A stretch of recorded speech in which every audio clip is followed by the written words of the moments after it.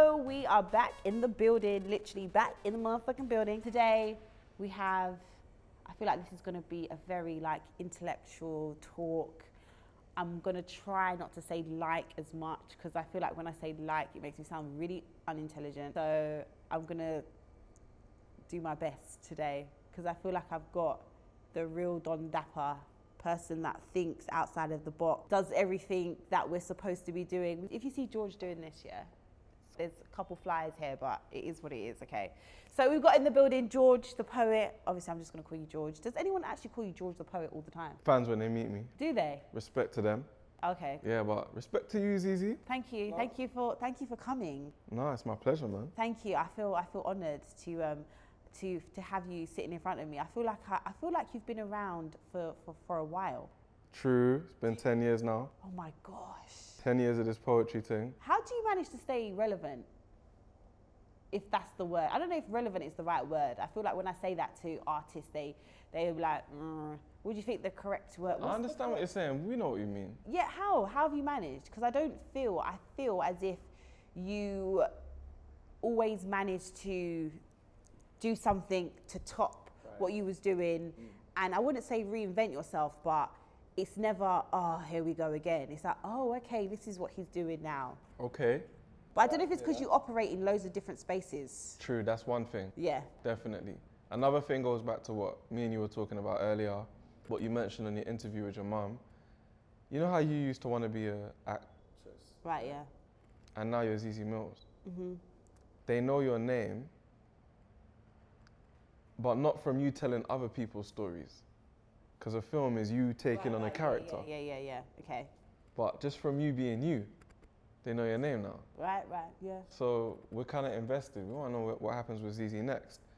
We've decided that this is a voice that we accept. And I feel like the people gave me that same. That's a good way to put it. When it's you, it's like everyone wants to know, like, okay, what they're going to do next or what's George going to do because we're invested in George. And they want to know that. I've never thought of it like that, you know? Hey, man. You know, so count your blessings because you could have found that in an acting career, you could have done one character that busts and they could never get over that. They just want you to be that person. Like the people in EastEnders. Like the people in EastEnders, man. Oh, no, it's so sad. No, big up the people in EastEnders because stability is stability. No, I know, but you get me? I feel they always get typecasted, which is...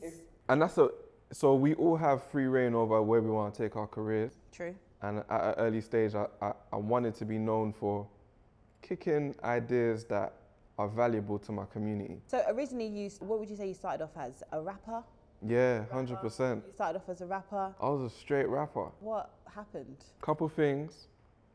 I guess I figured that rap is a game where the rules are set. So I'm saying I feel like there's going to be like click moments like rap is the game where the rules are set. It's like, oh, here we go. Go on. Sorry, I'm sorry if it sounds like all of that. But this is you, go on. All right, it's me. The rules are set. So if you want to excel at the game, you got to play by the rules. And if you listen to name any rapper that you feel, and I guarantee, no disrespect, no shade, but there are things that rapper incorporates into what they say that I'm not really prepared to do. Right, okay. So from a young age, from about 18, I realized that. And I used to try because I loved it so much. I loved to spit. I tried to make jokey music. I tried to make parody music. But what was on my heart was obviously the condition of the black community. Right. And I didn't want to be a conscious rapper because that's a box and that's a type and there's energy that comes with that. That's not me. I got to Cambridge and because it was a different environment to what I grew up in, I took my same raps and I delivered them in a way that they would understand. Right. And that was poetry. Do you, because I'm always going on about the lyrical content in rap and the way I just think that it's too, like, mate, give it a rest. Like, we don't need to know about every person that you supposedly killed or stabbed or the drugs that you're moving. I just think it's detrimental to the black community. I think that it's just, where's the variety? Do you get what I mean? Right. But then But then when I sit down with some of these rappers and they say kind of like what you're saying, well, if you're a conscious rapper, then you get boxed in and no one kind of fucks with your music. They don't want to listen to it because they see it as boring. But then but I would say the same about poetry. I don't think that people see poetry and think, oh yeah, but somehow you've managed to make poetry cool and people still are invested in you and people rate you and people are still gonna listen to George the Poet. And when you talk, people are gonna listen and understand what you're saying. How have you managed to do that? First of all, thanks for the recognition. It's fine, no problem. Like I was just saying, we all have free reign over our career. So the way I approach my career, I try to make it a thing where, first of all, I'm giving you premium creativity. Right. It's gotta be creme. De la creme. You get me? You gotta listen to it and be like, So no matter what I'm doing, I try and keep it, Right. I want it to be, that's got to be the feeling. The feeling. Right. And we know when that feeling is there and when it's not. I never greenlight it if it's not there. And for 2 years, I didn't greenlight nothing. Remember we were talking about our mid-20s before? Yeah. That was that for me. Yeah.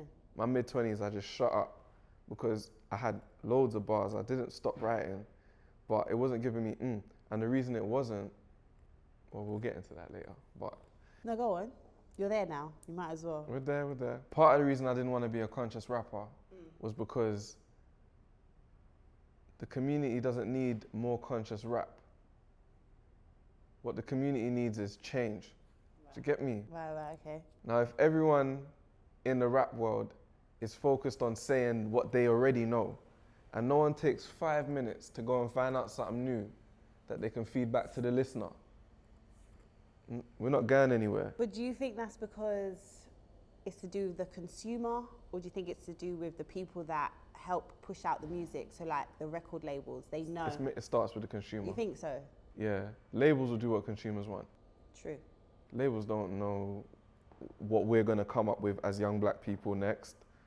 But I guarantee, I bet you £10 that in 10 years, the youth them are going to have a new sound, a new way of moving, new slang, and it's going to be taking over like it is right now, because they're the wavy ones. But what happens is, as consumers, as human beings, we want certain things. We want to feel something, and that's what music is good for. It's like an adrenaline shot. Yeah. Right? In terms of rap, it's adrenaline. In other forms, it might be like a glass of wine. R&B is like a glass of wine. Red wine. Red wine, of course.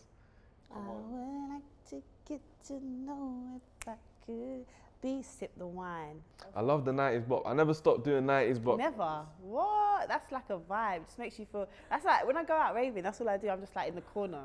Old. They're gonna look at us and say you're old. I know. They're saying it already. I said someone. It's totally off topic, but dancing in the rave. Someone said to me, "I'm the girl," because I was like, I don't really dance when I go raving. I'm like there. They said, "You're the girl in the corner with the lit guy, and he's got his hand around your neck." With the bottle of Henny, and I was like, that is. Yeah. Like, I just like to. It's a vibe. I'm all about it. So it has to be a vibe. Was it always like that? Sorry, I'm tangent now, but for you, were you always calm in a rave? Yeah, I was, but I don't know if it's because I was never like the girl that could do all the whining and stuff. Okay. So my thing girls' thing would be like they could dance, and my thing would be like I'm just that girl that is a vibe. So I'm just gonna stay in my lane, but then it kind of worked for me, and it was just like, yeah, cool, and it just started to fit me. Do you get what I mean? Yeah. So here's the thing: when most people in most businesses decide that they want to set something up and make some money, right, their plan is to do what people want. More time, their plan isn't like, for example, Elon Musk. Yeah. He's like, I want electric cars. I don't care who wants them. I don't care what the demand is. I want to create electric cars. I want to create a cheap way to go to space. I don't care who wants it. I don't care what the market's saying. I'm going to go for it. Most people don't approach rap like that. Right. They're trying to fill the existing demand. That's one of the things I realized kind of early in my life. So I thought to myself, instead of forcing man to listen to things they don't want to listen to, let me go and create a new corner for myself. I don't know why I'm talking about me. What was the question? No, it is about you, about how, because technically, I was saying you didn't want to do conscious rap, right? Yeah, but poetry is not necessarily... It's not the coolest thing. It's not the coolest thing ever. Okay, but this is the thing. I had a concept Right. for poetry. I had a vision. You get me? I don't mean to make it sound prophetic and that, but I did think to myself, I said to my brethren years before I became a poet, the two of us were MCs, and I said to him, you know when it's like a cappella, it's like poetry basically. When we just spit, because more time we're practicing our lyrics to each other on the bus, playground, on the way to whatever, Yeah. and we're just talking them through. And I always felt like I excelled, like when it was like no beat and I could just talk my lyrics to man. Yeah. And now that I'm older and we have a lot of battle rap online, when I look at battle rappers, they're basically exactly what I am today. The poetry of it. We tell stories there. It's like that Love Island moment. No, I knew this was gonna happen. No, it's fine. When I walked in and I saw them damn flies, I said they're gonna get me in my face. No, they'll just cut to me on that one. They want people to get like that, like that. It was the poet, he was all zen and he was sitting there like Keith Sweat. And then, so I said to my brethren, when we just talk the bars, we put so much thought into what we're saying that it's high level poetry by the time you take the beat away. Right. I said that to him when I was 16. And by pure coincidence, I have to say this because she'll never let it go. The woman who I'm about to marry, Sandra, when we were teenagers, she made the exact same point to me because I used to spit my bars to her over the phone. It's like a true love story. It is. We'll get on to that later, by the way. I used to spit my bars on the phone to her. And the way I'm talking to you now is how it sounded on the phone. And she used to be like, yo, that is a vibe. I was saying to you that I listened to the Grenfell episode. No, it wasn't. I listened to another episode. Was it the one where she's like trying to go to his house and then it was the Grenfell one. Yeah, it was. Yeah. Is that the one with Julie? No. There's one with Julie, and I listened to the one with Julie, and I was like, why? How's your voice? It's so soothing. Big up Julie. So that's how I used to catch the gal back in the day, just bare suit, like pillow talk on the phone and Hell no. I can't remember what happened back in the day. Okay, sure. I have no idea. But how? Your voice is so. Is it always been like this, or have you put it on? Is there element of performance? Because everyone, when they do a performance, there's an element that they put an extra layer on. But is this actually you? You've always been like this? Respect. Thank you. This is my voice. I don't really know. I don't know how it comes across. I'm just talking. The other day we was on the train. It's very smooth though, isn't it? It's very smooth and like every day we was on the train. It's like some Keith Sweat shit, like, yeah, like, baby, but like, you should be in the R&B song. I want to call you, but I couldn't. So I'm going to come through tonight. Let me know where you at. Side note, you know them skits that they used to have in R&B songs? Yeah, that's what I'm saying, yeah. I think that's what killed R&B. No, don't. Oh my gosh, you can't say that. I'm from the era, I love it, whatever. You need to go back and play what my man said, word for word, on End of the Road. Anyone remember his monologue on End of the Road? I know this is, I can't leave you without you. And no, but that's what we need. That's why the youth are going down drain, because they don't know how to love anymore. No, the youth them can't face that level of vulnerability now, which is why R&B is different now. Yeah, I love R&B now. I had a conversation literally about this, and I just feel maybe the love is missing from R&B. Because the love is missing from the roads, from the community, from the streets first. Exactly, and that's why we have drill. Well, yeah. Nah. Yeah, because that's reflective of apparently what's happening on the road. Yeah, but that's a different issue. The roads is something that has been in effect, I would say, in the way that we know it now, from the 70s to the 80s. That's when the roads became what we know now. But differently, women started acting differently. Go on. I think the man them turned women savage, really. Oh, I'm glad you said that. 100%. You thought I was gonna say some bullshit. He was ready. Sometimes sometimes I'm either for or I'm not or whatever. But the reason why we're in this state is because women were treated so badly by men, and now we have become savages to protect ourselves. 100%. That's basically what's happened. Everyone now is a savage. The only people who can save the women from that, obviously not all women are into men, but it would be for the men to step up. If the men changed, the women would change. 100%. but it's not possible right now. Why is it not possible? Explain. Go on. See, I knew, this is the thing, I knew when I sat down with you it was going to be like just a free-flowing conversation of loads of different stuff, because it's the way, I feel like the way our brains work is like tick, tick, tick, tick, tick, tick, tick, tick, tick, tick, like that. Explain why men are not ready. I promise me you're not going to get mad. No, go on. No, I promise you're not going to get I upset. can't say that without hearing it first.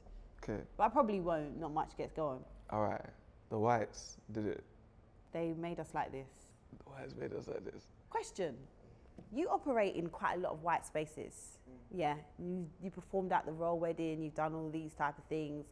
Do you ever, when you say things like the whites, they made it like this, do you ever feel like, shit, I can't say this because I might not get booked, I might say something wrong, it might go against me?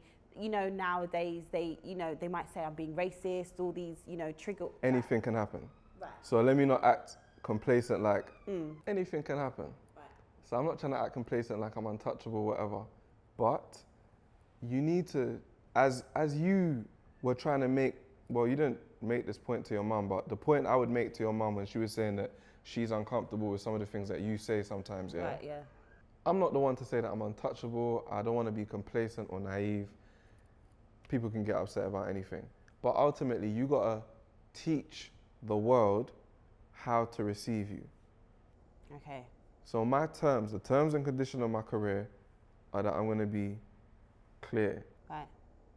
And when I say the whites, I'm saying it playfully. Like, I don't refer to white people as the whites generally. But literally, the white world, yeah, set up the black world to operate how it's operating now. Do you ever feel like us as black people, we play the victim too much? Do you feel as if we're never going to necessarily progress as people if we constantly keep saying, why are you laughing for? Why? Why are you shouting at me? I'm not. You're getting passionate. No, I know what you're saying. Do you feel like we are not going to ever progress properly if we continuously keep saying, the white people, they made it like this. We're because of this, because of the white remember, people. you asked, do you get me? You asked me what's going on with the man then, why we're incapable of moving on from the space that we're in right now, and why we can't reverse the effect that we're having on the women. Right, okay. And the broad story is, since the 60s, there's been a steady decline in the black family structure. True. Statistically, higher divorce rates than white families and other families, higher rates of children born out of wedlock, higher rates of, we get married later on in life. Yeah. And if we don't have literally the academic space to say, when America and Jamaica cooperated to allow the sale of guns and drugs in the streets of Kingston in order to fund a political war that was supposed to suppress the rise of left-wing politics in Jamaica, leading to hella gangsters on the roads, leading to a mad gangster culture in Jamaica, at the same time as the American government allowed crack cocaine to be sold all throughout African America, while locking up black men, or really people in the black community, at a higher rate for possessing the same amount of crack as cocaine, even though crack is a more affordable version of cocaine, at the same time as putting you or your family in council housing. Were you in council housing? I don't want to just... No, I wasn't, no. Okay, well, my community, the black community in Northwest London, was largely allocated particular housing, as happened in Chicago, as happened in LA, as happened in Kingston, as happened in everywhere else across the black world. If we don't have the academic space to say that one of the consequences of all of this was for black men as a group to be less psychologically, financially, and emotionally supported in leading their communities, building strong households. Right, yeah. If we ain't got the academic space to say that, and there's no GCSE that's ever gonna let me get to the bottom of that story, then I'm gonna have to sit here and act like the man are just crazy for no reason. When that doesn't happen on the continent, there is a culture of men. I'm not saying African men are just perfect and just better than everything we've got going on out here, but there is a culture of readiness to marry. There is a culture of responsibility to my family. There is a culture of being answerable and accountable to my community. So if my education did not allow me to explain how what the white world just did to my grandparents and to my parents now sets me up to live a certain way in the white world, Right. amongst white people who have the best will in the world, but do not have this information because they spent all their time, just like we did in school, learning about things that detach British society from the current situation of black people. We're learning about what happened in America. We're learning about what happened 400 years ago. Right, yeah. We're not learning nothing about how the British set up a lot of their African colonies to have dysfunctional governments from the outset by redrawing the boundaries to where people that speak different languages now have to fight over the same piece of land and slap a sticker on it called democracy. Right. If man can't talk about that, then the long story short is the whites. When I said to him before, I said, I don't think I'm going to do much talking in this interview because you're just going to drop bare gems. And this is what I meant. I don't want to put all of that on you though, man, ZEZE. No. I don't want you to be in my head. No, my head's not a fun place to be. Well, I can tell, like, not that it's not a fun place, but I can tell your brain is constantly going tick, tick, tick, tick, tick, tick, tick, tick. But when you break it down like that, then yes, fair enough, I understand. Go on. I think when we talk about what's going on with black people, I don't like leading with the white people thing, but you asked me a direct question, and I'm on the ZEZE MILLZ show, so I'm going to be clear. And I think, but the thing is, when I ask those questions, because sometimes I see things online and I think to myself, okay, like, are we always going to be the victim? Like, when are we going to be like, do you know what? Yeah, we've had it really bad. We've had it tough, but we're now going to rise up and we're going to do what we can to make sure that our children don't necessarily feel what we felt or what our parents have felt. Do you get what I mean? So that's why I asked that question. Not necessarily to say, oh yeah, we shouldn't, but it's literally, because it's me picking your brain because I now can listen to that and be like, okay, fair enough. Yeah, what you said, that's true. Or yeah, maybe me thinking like that or even saying that, there's a level of ignorance there. And sometimes I understand that because I've come from a different type of upbringing. Do you get what I mean? I've some of the stuff that people have struggled with or experienced, I didn't experience that. So sometimes I'm very aware of, because of my upbringing, because of like the life or the childhood that I've had, it's not the same necessarily as everybody else. Do you get what I mean? Of course, and it's good that you're conscious of that. The reason I find it, like, it's very, very difficult to talk about this with black people or other people. Yeah. Because there's no structure to the conversation. So you, today, will be reacting to some stuff that you've probably seen on social media, certain people focusing on the victim mentality. Right, yeah. But at the same time, you're also going to say, when are we going to say enough is enough? Where, in my opinion, all of this is already happening because black people are doing everything that we can to stop the fuckery. We are actually trying, but what we're up against is mad. Yeah, 100%. And we don't get an education on it.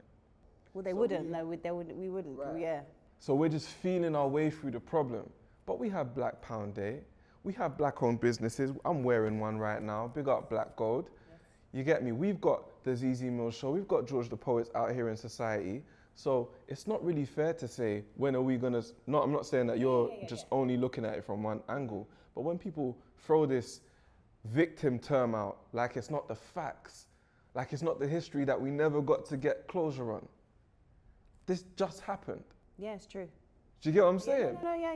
Yeah. Sometimes us as black people as well, I don't think we see the progress because we're in it. Do you get what I mean? It's like me, like people are like, oh my God, you're doing so well. And I'm like, oh really, am I? Okay, yeah, that's great. But to me, it's like, I'm still in this same space that I was 3 years ago interviewing. Yeah, the guests are bigger and better, but it's still like, I'm still coming to here, so it feels how it was 3 years ago. Do you get what I mean? But like you said, we've got Black Pound Day now. We've got, even if it is performative, I don't really care about whether something's performative or not, to be honest with you. I'm just like, as long as black people are getting in the space, I don't care. Whether you're just doing this because, because you feel like you have to, great, lovely, bring me in, and now I'm gonna show you that I am really good. So whether or not, great, lovely. But we're getting into more spaces, we're having more conversations. So I think we are making steady progress, and things are slowly but surely changing. But what I don't want us to do as black people is not see those changes happening. Do you get what I mean? I think sometimes we don't see the changes. We're very much like, but things are happening, like things are warming up. Yeah, but that's why it's important that you have a mic, because you're someone that will draw people's attention to what's going on. Have you just recently finished your PhD? No, I just recently started it. You're starting it? Because I'm not busy enough. No. What are you doing your PhD in? I'm doing my PhD in the economics of black culture. Nice. Do you get me? How we can literally create more jobs, not just superstars, but middle income jobs. Right. Because I think that might be our ticket. Yeah. I feel like we do feel sometimes as black people that the only jobs that we can do are the footballers, the rappers, limelighty things, as if that's the only thing that, we're being fed in school. Oh, you're going to be a footballer, you're going to be this. But what about, like you're saying, what about the jobs that actually make a difference? What do you think? Because my thing is, we don't have enough of those people that talk about it. Do you get what I mean? Those people, and there are people that have those really good jobs, but we don't put them in the limelight, or they don't get the limelight. And do you think that's is that kind of what you're trying to do now? Around all of these superstars are jobs that make the superstar viable. You get me? Whether it's the managerial stuff, or in the case of sports, the medical staff. Do you get what I'm saying? Like, we can plan more jobs around the fact that we're not going to run out of talent. Yeah. Do you get me? I want to get that right. I want to get that planning. I want to get my research together. I don't want to just be going on the news. Like I was saying, I don't want to be a conscious rapper where my only lane is to rap about it. Being a poet, like I said, I had a concept of I'm going to be able to say what I want. Right. And they can't tell me how to. If you're a conscious rapper, you still have to drop an album, or you have to chart, or you have to do tours in a certain way. And I don't like that kind of pattern to where, like I said, rap is a game with rules. And I don't like that. I like to just be creative however I want. Like I was saying earlier, you operate in loads of different spaces. Do you ever feel like the token black guy in the white spaces, that you're in, or that you operate in? Because, sometimes or sometimes even as a black woman, you're like the token black woman. Okay, they've told me to come to this panel because I'm the black girl, and great, lovely. To me, it doesn't bother me, like I said earlier. But I feel like you operate, I think you probably operate more in that world than our world, or whatever you wanna call it, our world, or what do you think? Professionally, definitely. Yeah. Professionally. And again, that's like one of the things that I took on. I feel like I'm the attorney general of the ends, or of the culture. Right. Like I have to go out there. My brother, who's actually supposed to roll up now, he always says this, like I'll be chilling with him. So, like I said, professionally, I'm out there in those worlds. Yeah. But personally, I'm in our world. That's where I stay. Yeah. And my brethren describes it as he offloads to me, and I'm able to go out there into the world and translate, for better terms. I'm trying to negotiate. Yeah. I feel like we need more of those people, though. Right. We need more of those people that can hear what people are saying, and then be articulate enough to kind of translate that in the way that they understand, and the message gets across to them. Because I do think that sometimes the message gets lost in translation, because everybody's angry or everyone's frustrated, so it's just a lot of back and forth and and nothing is really getting done. Do you get what I mean? Yeah, that's why when you first started making a name for yourself as a personality, I told you this when I met you, I found your voice really refreshing, because I don't think there's enough variety of opinion, first of all, in the culture sometimes. Yeah. I think we don't want to embarrass each other publicly, innit? So we're not trying to talk down the man them or be overly honest about our shortcomings in public. But you will just say it, and someone has to. And the way you do it is like sister love. Like I'm gonna tell you off. Yeah, like I love seeing you chat to the drillers. Well, not drillers, but drill rappers. I love seeing you chat to them because first of all, you you present them in a different light with the sister energy, but also you humanize them with the sister energy. It takes that. Do you get what I'm saying? It takes a black woman to be able to say, "I think you're out of order." Sometimes as a black man, you need that. Yeah. And you might not show her that what she said, you know, got through to you that day, but it has an effect. And I think you've been that voice in the scene, definitely. Appreciate it. But you've said something, because I was reading your article that you done with Munya for The Guardian, and you said some things, you know, about, not bad, but still the way the scene can maybe take it is because you said something like along the line, I think I've got it here. You said something about when you started music, you said that you felt there was an oversimplified narrative in the music and it started to bother you. Yeah. Because you had little brothers and you didn't appreciate older guys basically putting a battery in their back to be on the streets. Yeah. Basically, like, that's what you're I saying. Say. Yeah. So you're cool with a lot of people in the industry. Like, I feel like all rappers kind of rate you and they respect you. So when you speak about, you know, the quality of music that is out there and what you think about it, do you ever think, oh, maybe I shouldn't? Or have you ever had a bad reception or anyone, you know, sometimes when I go out, people might pull me and say, oh, Z, man, like, why you gotta say that for, man? Like, you know, I rate your thing, but calm down with us, man. Like, I always, at least once when I go out, I'm gonna get one of those. Do you get that as well, or no? Like, I don't get that. See, you're probably not, no. But I give it a lot of thought. Do you get me? I'm not just reacting. I'm not saying you're only doing this, but I try not to react to everything on social media. Try and think about it. And that's why when I see you saying what I really want to say some days, It's like, yeah, Z's got I'm it. like, come on. And that's why I had to be real when I met you and said, I think I actually said the words something about these rappers. Don't let these rappers, you know, gas the youth them or whatever. Talk your truth, because you're talking for a lot of us. Right. But at the same time, the man them are talking for me too. You know, like you asked me, what's up with your boys? What going for black men? Yeah. And I had to tell you straight, like, you know, some stuff has happened to us, and not everyone understands it. And it's only the man them that can really put it into words for me. Yeah. So I understand both sides. And where I gotta be tactful is like, okay, when is the moment to cut through? When can you really be honest and be fair without drawing anyone out?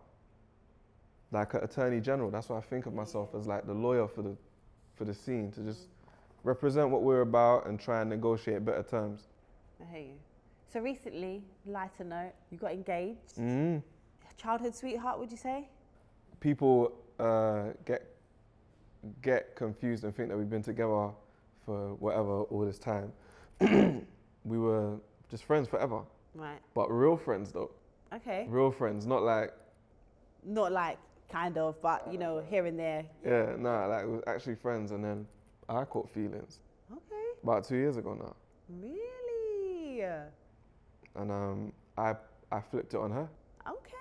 I was like, there ain't really no way for me to avoid my feelings. I can't move around it. Like, this is how I feel about you. I feel like there's mad potential between us. And sorry, I just love, especially black love. So Toby behind the camera's like, yes, yeah, go on. So I'm just here like living through this moment. Go on. No, it's like I looked I looked up one day, and my little brethren that I was always rapping to back in the day and just busting joke with, she had grown into someone I was proud to know. Was she a manager? Is she a manager as well? She manages the business now. Oh, okay, right, okay, cool. Yeah. So she's really been around you from the beginning and helps you grow this whole thing, really. Yeah, our careers weren't linked before a few years ago. Oh, okay, right. She was doing her thing. Right. But now, I came to the point where I needed help recruiting a team. Okay. And she had a background in recruitment, in working with young people, and she helped me with that. Okay. Then from there, she started running the team, running the office, started making decisions with her, and she also became my events producer, and we just put on mad successful events. In 2019, we did like one over here with YouTube, and then we did one in Uganda, my first ever Uganda show. Right. And she just shelled everything, and I was like I said, proud of the woman that she become, and it's kind of, yeah, like went hand in hand with me seeing her different. Do you think that's something that we are lacking in our community? Like, when I speak to men, I was gonna say young boys, but it's actually men actually as well. When I speak to men, it's like they don't understand how powerful it is to have like a good woman beside them to help them along. I feel like a lot of men feel that they need to reach wherever they think they need to reach, and then they're gonna get married, then they're gonna find somebody. But they don't understand the power of working together and building something together. So there's just bare single gal out here like me, just like, well, whenever it happens, it's gonna happen. I didn't understand it. I didn't think I needed anyone really. Right. I just happened to catch feelings for her. Okay. And our careers happened to align, and now I can see it. Now I'm like, what would I have done Right. if it never went the way it did? But I think it all goes down to what I was saying before, like how black men have over time been conditioned to see ourselves as individuals out here when we're not in our home countries. We see ourselves as individuals, and our problems are our own. We don't, like I said, we ain't got the psychological support to feel like, this is why the youths carry knives. It's the same issue. Yeah. We feel like our problems are on us, and we're conditioned to think like that because growing up for me, if everyone's carrying something and I'm not, I might be trying to avoid years, or I might be trying to avoid doing a madness or someone else using my thing on me, but who's gonna save me when it goes down? Yeah. Feds are not gonna save me, my parents are not gonna save me, the community's not gonna save me, the teachers ain't gonna save me. All of you lot that have all of the words for me, yeah, who don't have to make my decisions in my context, you're actually not in man's shoes, innit? So I think that mentality just reaches across a lot of life for us as black men. And women are just better at building connections and respecting relationships. I think that's just a biological thing. Women are better at that. What do you think needs to be done for the relationship to be better between young black men or black men and the police? Oh, the police? Yeah, do you I thought you were going to say black women. Oh, the police? Blood, that's a write-off. You don't think it's ever going to happen? That's a write-off. Never. Let me not be immature. Let me answer your question seriously. The only reason why I said that because you went onto the whole knife crime thing. Yeah, let me not be negative. Do you think it can ever? Or do you think no? Anything's possible. Yeah, I know, but that's like a fairy tale thing that you just said. I want the real answer. The real answer is... Yeah. No. It's not no. The real answer is, in order for black men and the police to magically have a better relationship, a few things need to happen. Mm-hmm. The police need to become an organization that actually study communities. They don't do that though. Right. Only study criminals. And if the community they happen to be policing is predominantly black, then mainly non-white, non-black feds are policing mainly black criminals. Right. And that's the only dynamic. So it's always going to be trouble until they... Unless the police changes as an organization, the alternative is obviously for the community to change. If we can reduce the crime among our young people, which is, we have a better shot of doing that than changing the police. Okay. And the way we would do that is to literally control their options more. You know, the ones that be able to say, I got a job for you, I got what you want. That's why I say entertainment might be our ticket for a lot of things, because young people would love to be affiliated with ZEZE MILLZ, or with me, or with the people that we know. Yeah. So if we can get to the point where we're not just out here, we're doing very well. But like, this is why I went back to school to do this PhD. Right. Because if we can all get to the point where we can generate enough jobs around us to control the activities of our young people in the areas that we're from, then the police relationship will improve. I've never looked at it like that. It's doable, man. Yeah. Do you know what? And I think that we're starting to, even like Made You Think, I think it's sick. I don't know if you realize. Big up Made You Think. Yeah, I don't know if you see that now he like posts jobs, just, you know, like quote unquote normal jobs. Like people say, oh, I'm hiring this, I'm hiring, although people will put up, oh, I do this carpentry and actually make this much money a week. You know, instead of, because I think that's another thing, you know, all the glamorous things looks like, oh, they make so much money, and the normal jobs, oh, they don't make no money. When a lot of these guys that are doing sorry, all these jobs that, you know, young people normally look down on and think, oh, they don't make no money, they don't this, that. He's putting them up and saying, no, look, they make this much a week. This is how you can get into it. And I think that's how, like you said, that's how it starts, you know? The pages that everyone's on, for whatever reasons, you just chuck it in there once in a while, and people, it starts going through, infiltrating the mind, and it's like, oh, okay, yeah, why not? Okay, cool, I'm gonna do this. And that's why when Russ came on, I rated him when he was just like, I was just a meaty trapper, so what was the point of me? I love that. I love the Russ interview. What was the point of me being on the roads when really I'm not making no money, so I'm just here for just fun. Do you get what I'm saying? Enough man can't admit that to themselves because they feel like they just don't feel good enough. So let's talk about the podcast. You're on chapter 3 now of Have You Heard George's podcast? I love that name. But I feel this is what happened. You had bare names, yeah? People was coming in, why do you call it this? Why don't you call it that? Why do you call it that? And then you was just like, nah, man, let's just call it Have You Heard George's podcast. Is that what happened? That's not what happened. Okay, man. Like an advert. You saw it like an advert. Why don't we just call it Have You Heard George's podcast? That's it! You watch too much TV. No, right, go on. I knew that I wanted something called Have You Heard George's podcast. Okay, right. And then I built the concept from there. Literally everything you've done in your life is, I knew what I wanted to do, then I built the concept. So I should have known. I should have really said that from the beginning, really, because that would have been showing that I was listening through the whole interview. But you was listening. I'm surprised that you made that link, because I never thought of it like that. Well, that's what you said with the poetry. You had the concept. Then you was so you're on chapter 3 now. People, right? If you guys haven't actually listened to this podcast, you actually have to listen to it, because it's not a normal podcast. It's not just, you know, people talking about should you pay on the first date? Not that there's anything wrong with those podcasts, but we've got loads of them.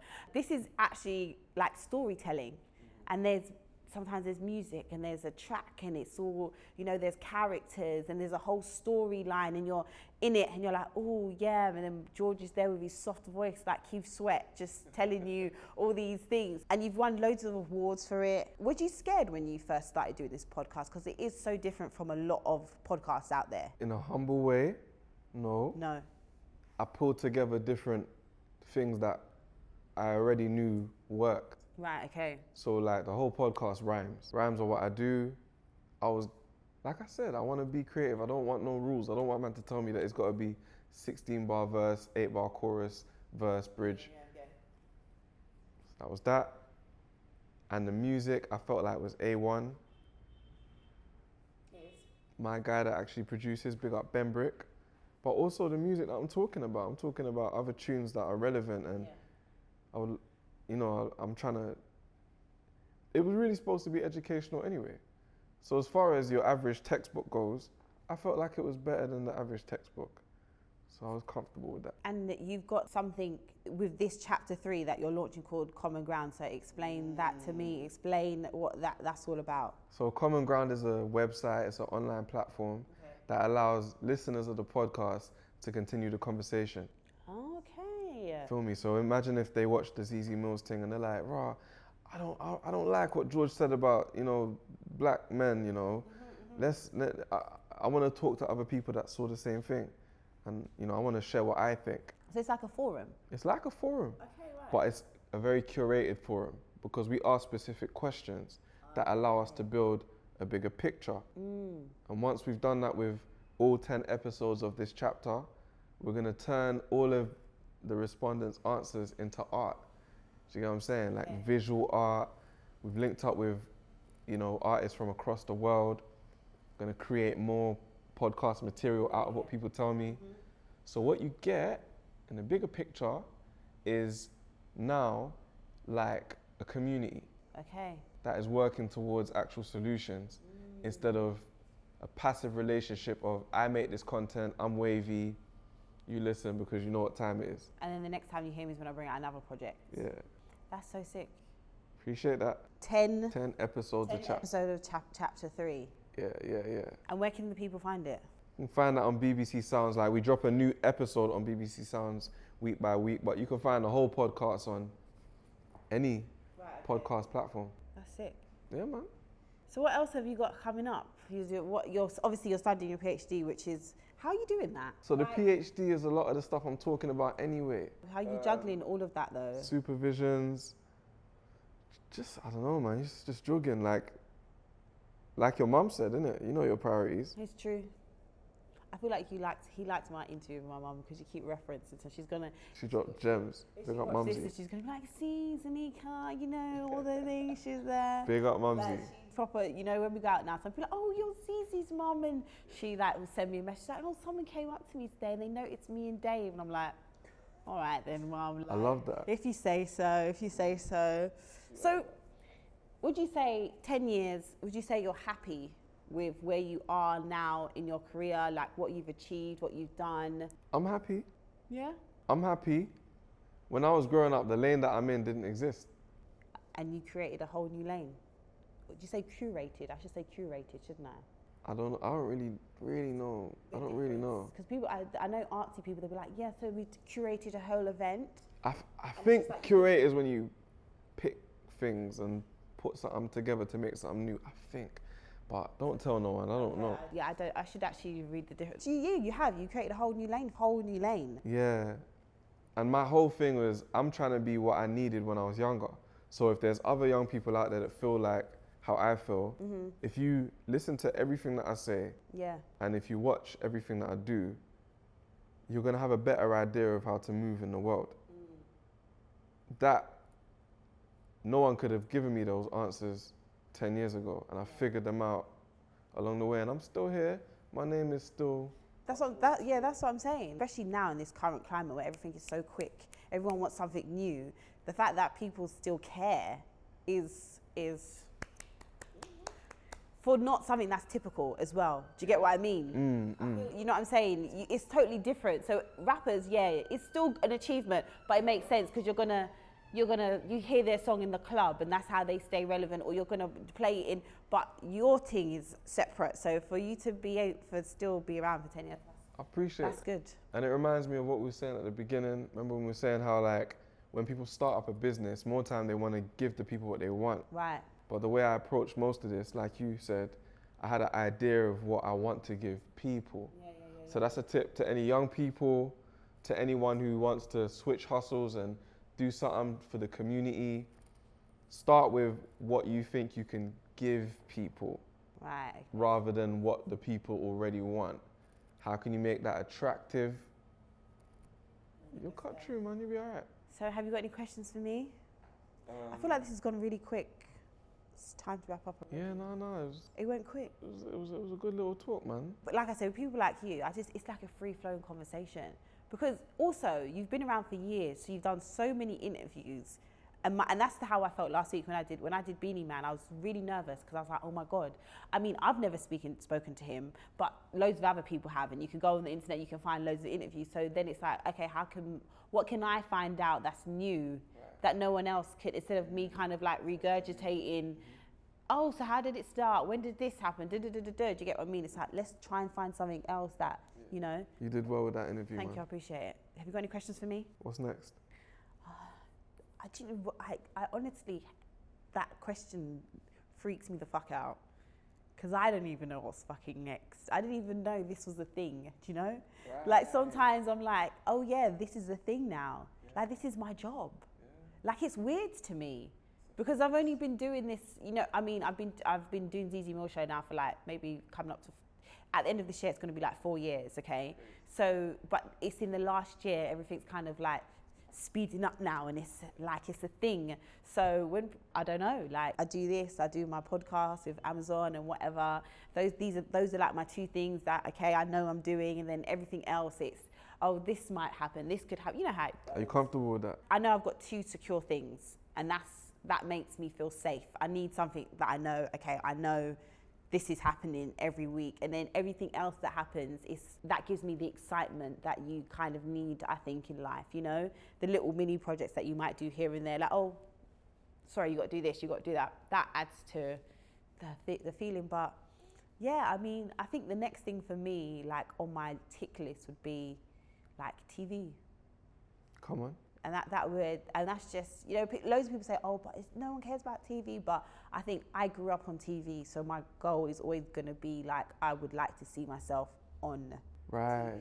Whether or not it's like, oh, everyone's on YouTube anyway, and you're on, like... I hope you can appreciate the finesse, though, because the route that you've now taken is so much smoother than what you were trying. No, yeah. Knocking on doors and just doing auditions and hoping that they wanted your black ass is not the same as being like, bitch, you know my name? You know what the sign says on the door, motherfucker? Yeah, it's weird, and it's like full circle, because now acting stuff is like, oh yeah, you know, want to read for this or that, or you could like, so it's like a full circle. Oh, and I better let the people know, how did we not cover this?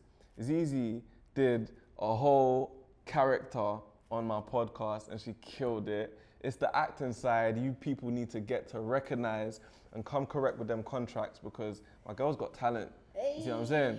So big up ZEZE. Thank you so much for coming on and just having a talk and dropping the gems on us, which I knew you was gonna do. And we touched on some really good subjects, which I think is needed.